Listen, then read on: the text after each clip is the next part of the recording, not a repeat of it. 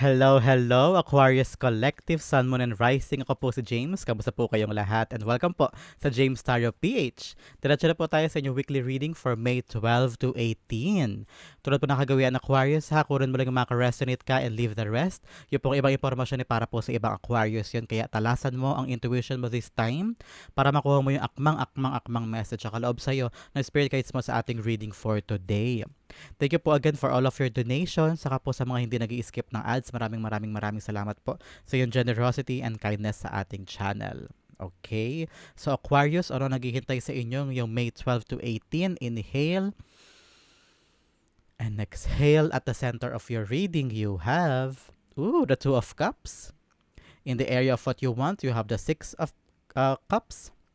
Lovely. In the area of what you need, you have the Four of Swords. Ooh. In the area of what's affecting your current energy, you have the Three of Wands. In the area of your near future, meron kang wow, the world, success, accomplishment. Wow, congratulations. In the area of your challenge this week, Aquarius, you have the Hierophant. In the area of your fortune, meron kang wow, Six of Wands, victory. Congratulations. In the area of your divine advice, meron kang Seven of Pentacles. At ang outcome mo this week, Aquarius, meron kang, oh my goodness, meron kang the Magician card. Ability to manifest anything and it will come to your reality. Congratulations. Bago ang lahat ng yan, at the bottom of your deck, you have the Lover's card. Ooh! Ano itong bagay na ito na parang tungkol sa iyong pag-ibig? For some, unahin mo natin yung mga tao na naghahanap, mga Aquarius dyan, about love. I'm hearing that there will be something about your partner this time.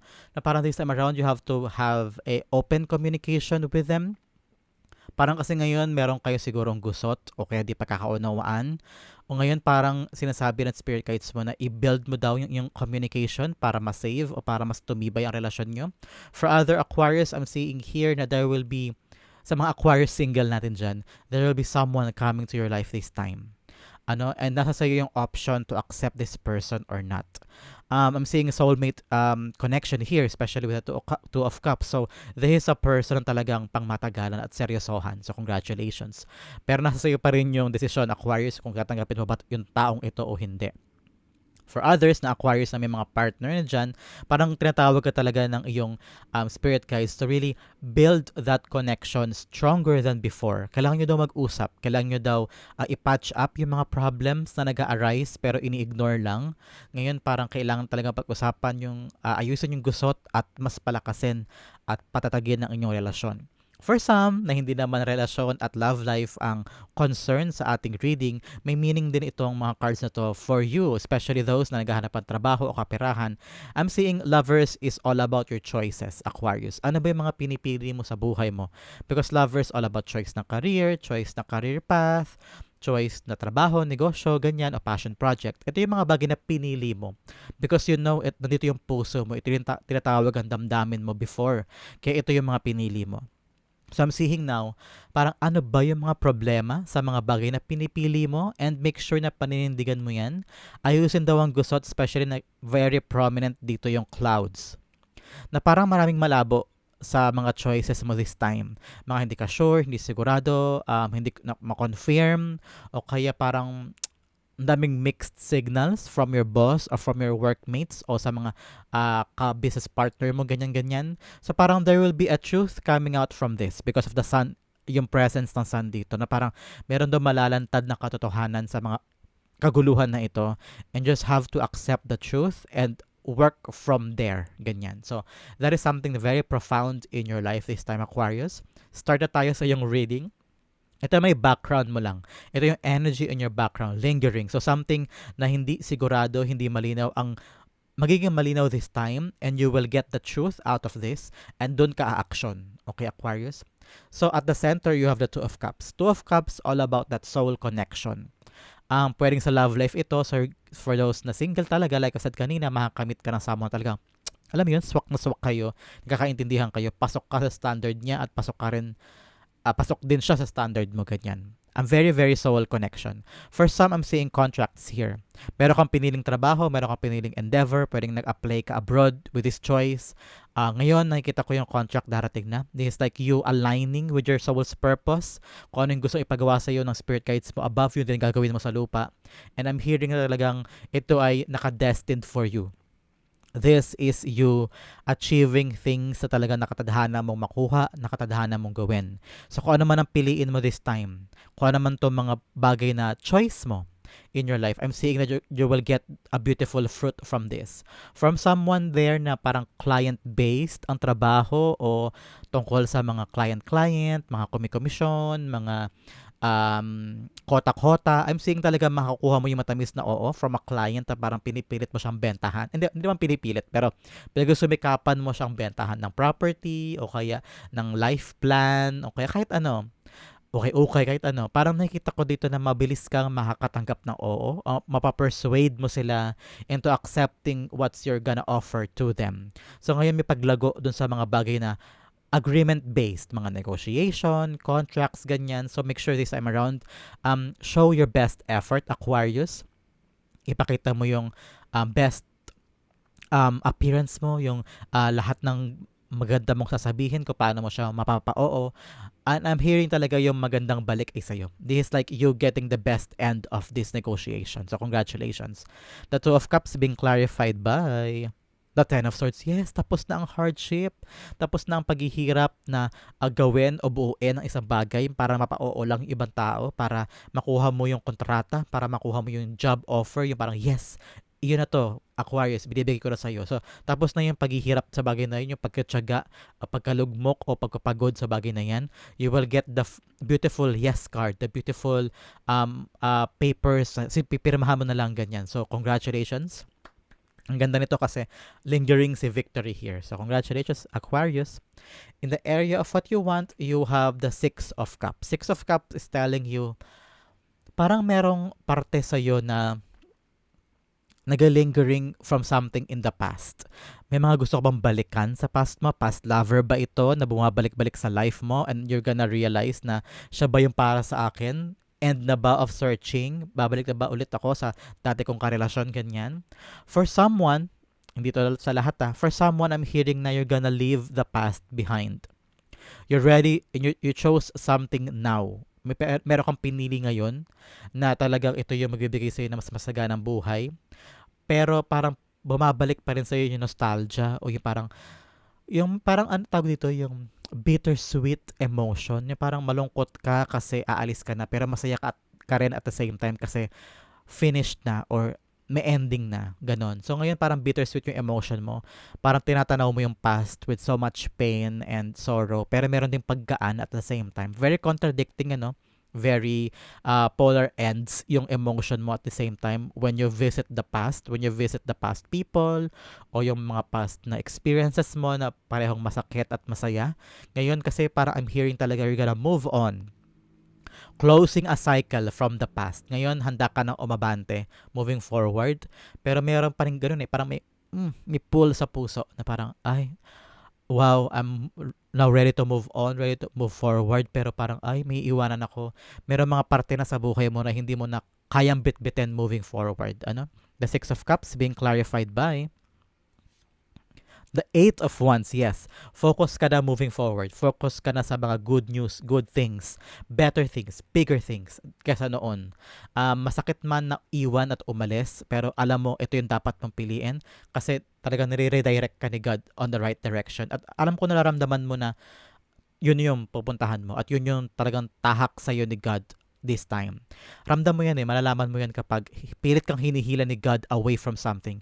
When the moment you surrender to God, something na parang sukong-suko ka na, especially here with the Ten of Swords, sukong-suko ka na parang God, ayoko na, di ko na kaya, take the wheel, and then saka, boom, saka may lalabas ang mga good things, good choices, at manaramdaman mo na, I'm redirected, that God is really putting me somewhere that is much better than before. So congratulations. Good news gonna come to you, especially sa presence ni Eight of Wands. Kaya focus ka lang, Aquarius. Focus ka sa pagbabago, iwan na ang the past. And don't let the past affect your present and future, especially in your decisions, especially in your emotions, okay? In the area of what you need, you have the Four of Swords. Now is the right time for you to rest. May mga pagkakataon siguro sa buhay mo ngayon na Ang dami mong ginagawa, trabaho, ipon. I'm hearing someone na parang nag-overtime sa trabaho para makakuha ng additional payment, ganyan, incentives. O you're proving something to your boss, kaya inuubos mo lahat ng effort mo sa isang bagay. Ang nangyayari tuloy, parang upos na pagod ka na over work ka na, and also na-burn out ka na. So, Aquarius, to protect yourself, to protect your body and mind, make sure na hanapan mo rin ng oras ng pahinga ang iyong sarili. I'm also seeing here na ipagpasa Diyos mo daw ang isang endeavor. Meron kang dinadasal this time, Aquarius. I don't know why, pero the energy is strong when I heard that, na parang meron kang dinadasal and kailangan mo daw ipagpasa Diyos na lang. I don't know why, kasi parang unclear din sa'yo na naramdaman mo na kaya mo to idinasal because you don't know kung magaganap ba siya in your reality. Kaya your spirit guides are telling you, keep praying for this thing. Huwag mo tigilan na pagdarasal so that God will give you what you truly want this time. Na parang feeling mo imposible makuha this time, pero ito talaga yung gusto mo. So now, pray more and rest. Magkaroon ka ng tamang panahon para magpahinga. The Four of Swords being clarified by the Moon card. Yes, may mga bagay ka na parang feeling mo you're so down. Parang hinihila ka pababa na mga bagay na parang so unclear, walang malinaw na resulta, walang malinaw na development, parang gawa ka ng gawa, sipag, lakad. Pero ang dami pa ring aberya, wala pa ring development, wala pa ring paggalaw, ganyan. So ngayon, sinasabi ka ng spirit guides mo, ipagpasa Diyos mo na lamang. Nagawa mo naman lahat Aquarius That's what I'm hearing Parang nagawa mo naman na lahat. So, ito ang tamang panahon para hintayin ang kilos ni God. And have yourself some time na wag kontrolin ang mga pangyayari. Wag i-force. Kung alam mong parang hanggang dito na lang yung kaya mong gawin, wag mo nang puwersahin pa because that will give you so much complication. Sa ngayon, ipagpasa Diyos sa mga bagay. Have some rest. Meron kang dapat daw ipahinga this time, Aquarius. Okay? In the area of what's affecting your current energy, you have the Three of Wands. Three of Wands telling you na parang meron kang dapat gawin pero naghihintay ka lang, Aquarius. Parang you're not making the enough movement. That's what I'm hearing. Meron nang paparating sa'yo na good news or contracts, and then you're just standing here parang ready to go ka na pero may alinlangan, may push and pull. You're standing here, prepared ka naman na, handa ka na, nasa iyo na yung mga tools and skills na kailangan mo. Pero I'm feeling the level of hesitancy na parang nag-aalangan, nakatakot, nagkakaroon ng inhibitions or fear, na parang kaya hindi umaabante, baka takot ka rin umabante, ganyan. So make sure this time around, Aquarius, make sure na aabante ka, kikilos ka na ha, especially pag dumating na tong kontrata na to o agreement na to o good news na ito, make sure i-grab mo agad, huwag mong palalampasin.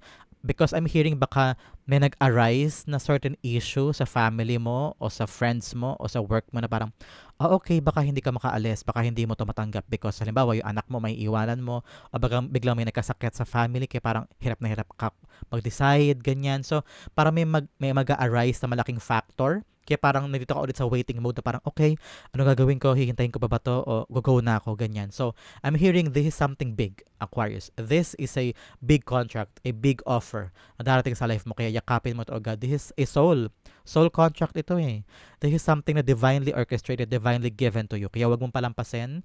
Kung kailangan ayusin ka muna sa family mo o sa dating work mo, ayusin mo na ngayon para pag dumating ito ay wala nang gusot. Okay? Para makawala ka na sa struggle mo. The Three of Wands being clarified by the Page of Wands. Yes, huwag kang matakot, huwag kang mangamba because this opportunity is a good news. Page of Wands also a derivative of good news. So, ma-excite ka daw, huwag kang mangamba, huwag kang matakot. Huwag mong pangunahan yung sitwasyon para hindi ka nag-overthink.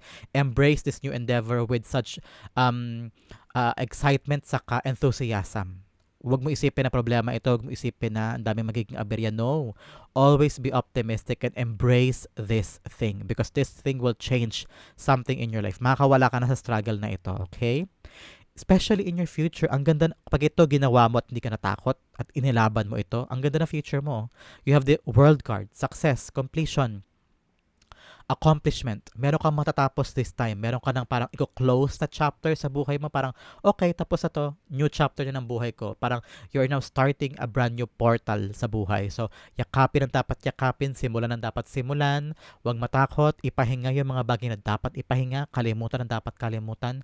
Ipagpa sa Diyos ang dapat ipagpa sa Diyos, because I'm hearing you're gonna get a great, great reward in the near future. Someone is traveling. World card is really a card of travel. So, kung ikaw nag-iisip ka ngayon mag-travel, magaganap yan in the near future. Magkakaroon ng katuparan yan. And I'm hearing something good is gonna come to that travel.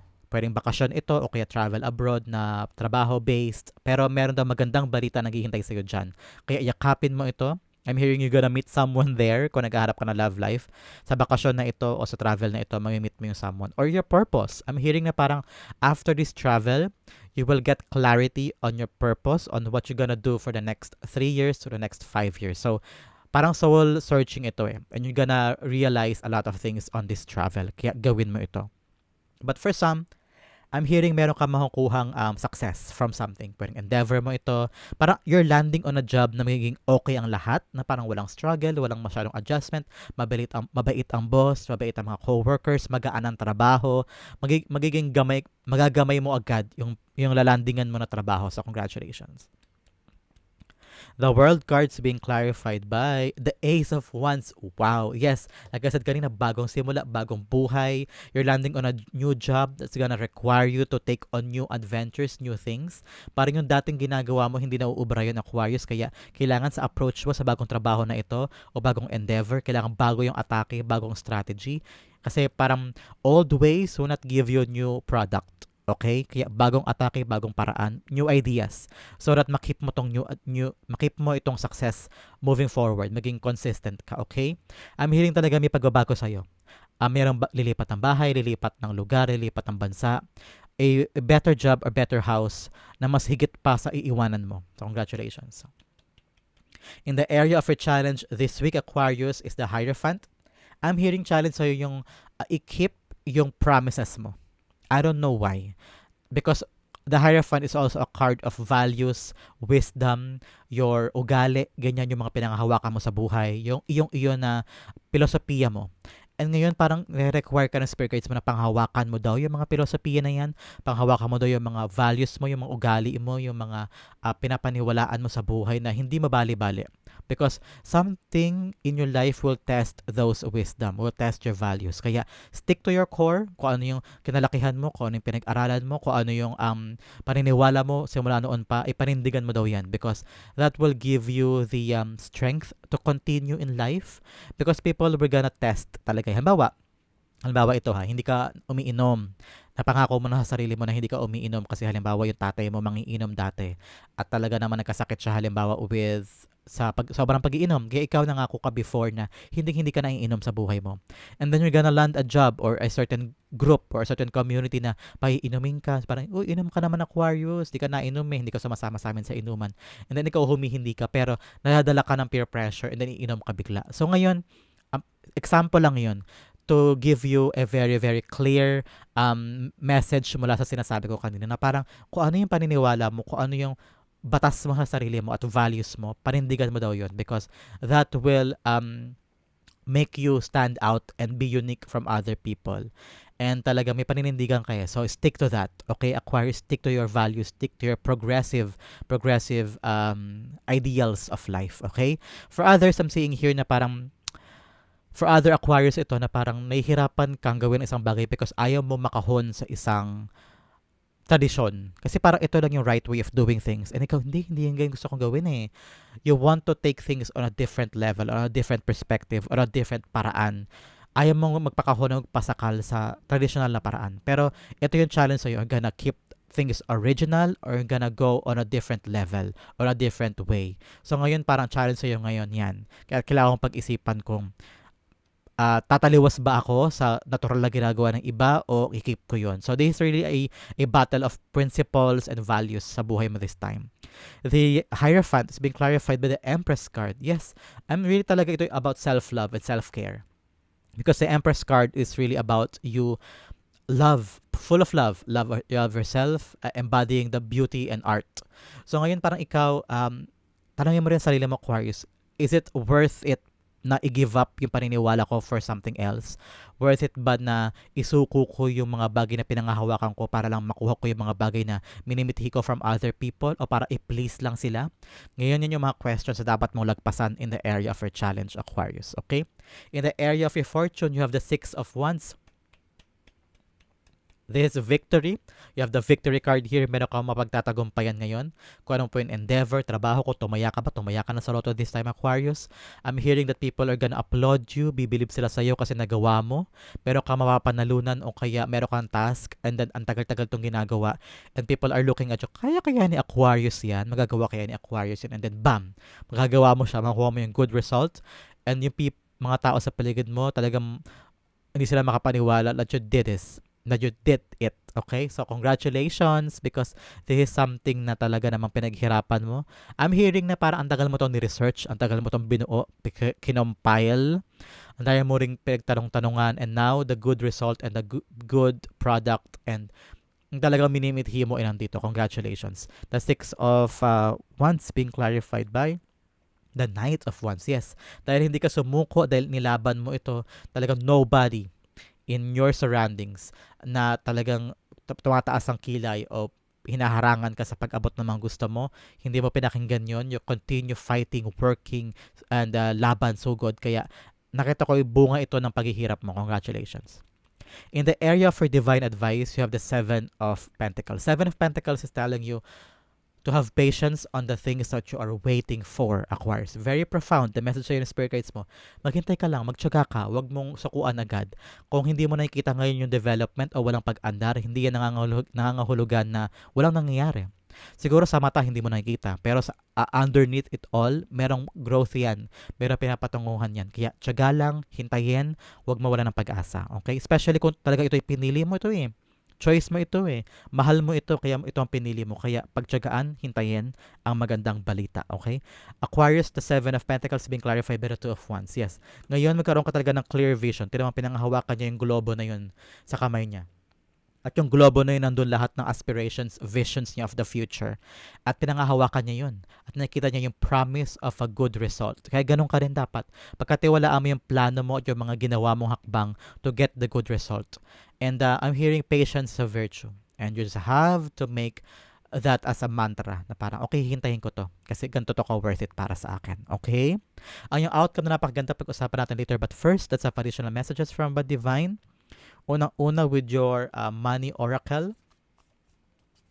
Ano ang mga naghihintay sa iyong mensahe from your money oracle? First, you have desk. Pay attention to your work. Oh, this time around, pagtrabahuhan daw at pay attention, especially here with the Seven of Pentacles, taga nakafocus siya doon. Nagkatsaga siya, hinihintay niya, hindi siya naiinip, and nag-waiting siya. Pero sa ngayon, talagang tumutok ka daw doon. Okay? Another message, tumalo na siya. You have dagger.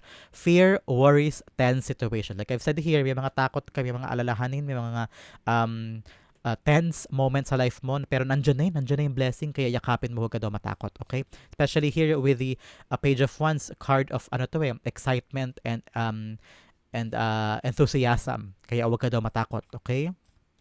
Another message you have, key, successful outcome to your problems. O, kung mayroong mga fears and worries, huwag ka mag-alala daw kasi merong magandang solusyon sa mga problema mo. Okay? Let's have additional message. You have fair woman. Dealings or relationship with a woman with blonde, gray, or white hair. So, may mga mistisahin ka bang karelasyon o parte ng buhay mo? Sila siguro yung mga dapat mong kausapin o ayusin ang mga problema with them. Mga mistisahin, mahuputi na mga babae sa buhay mo. Pwede nanay mo to, boss, tiyahin, kapatid, o lover, ganyan. Another message you have, lobster, financial pinch. O ngayon na pagkakataon para talagang magtipid, magsinop sa mga expenses, huwag masyadong gumastos ng gumastos. Okay, Aquarius, make sure na inaalagaan mo ngayon yung financial because ang dami mong kailangang pagtipiran this time. Okay? Makarap pa tayo ng mga additional messages. You have doors. Opportunities are waiting for you. So, kapag dating ang mga opportunities, ito yung pagkakataon para mabago mo ang buhay. Okay? Another message, you have feather. Someone you know is undependable and insincere. So, huwag mo daw asahan yung ibang tao. Always trust yourself at huwag ka mag-depend sa kanila kasi meron dyan sa mga yan ang hindi mo pagkakatiwalaan at di maaasahan. Another message, chair filled. Someone new is entering your life. So, may bago daw paparating sa buhay mo na tao. Pwedeng coworker, friend, lover. Like I said kanina dito, with the lover card, talagang may pag-ibig na mag-arise for some of you, okay?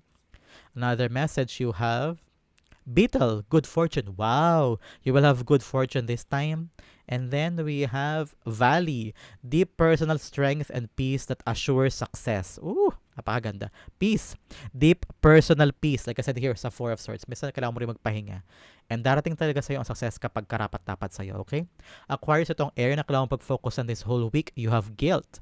I release any beliefs that no longer assist in my soul's growth. Especially here, like I said kanina sa yung mga wisdom, aspirations, and philosophies in life. So, alisin mo daw yung mga paniniwala na hindi na nag-work this time at panghawakan mo yung mga nag-work pa at pinanindigan mo mga filosofiya at mga values na talaga naka-ingrained sa'yo, okay? Ang yung outcome na napakaganda, pag-usapan natin, you have the Magician card. Magician card is a card of manifestation. So sa dulo ng linggong ito, meron kang dinasal, minanifest na matutupad. Wow, especially with the victory card here. Congratulations. You've done everything that you can para makuha ito. Nasa iyo lahat ng tools, nasa iyo lahat ng energy and skills para to pa rin ito. Kaya yakapin mo ito, Aquarius. May matutupad sa iyo magandang bagay this time. Kaya wag mo sayangin. That's what I'm hearing. Wag mo daw sayangin. Be consistent sa pag-approach nito. I heard a quote last time na parang kapag daw nakuha mo na yung minanifest mo at hiniling mo kay God, i-pray mo rin na magkaroon ka ng kalakasan at energy na maging consistent sa paghawak sa manifestation na ito, sa blessing na ito, at magkaroon ka ng tapang at saka sigasig na maparatili sa kamay mo yung mga minanifest mo. So, ganun ka rin dapat. Panghawakan mo yung mga minanifest mo na lalabas this time and be consistent para maparatili mo siya sa buhay mo. The Magician is being clarified by the Five of Pentacles. Yes! A manifestation na makakawala ka na sa struggle mo this time. Pwedeng struggle so financially o sa katawan mo. Gagaling ka na, I'm hearing. Congratulations sa mga may sakit.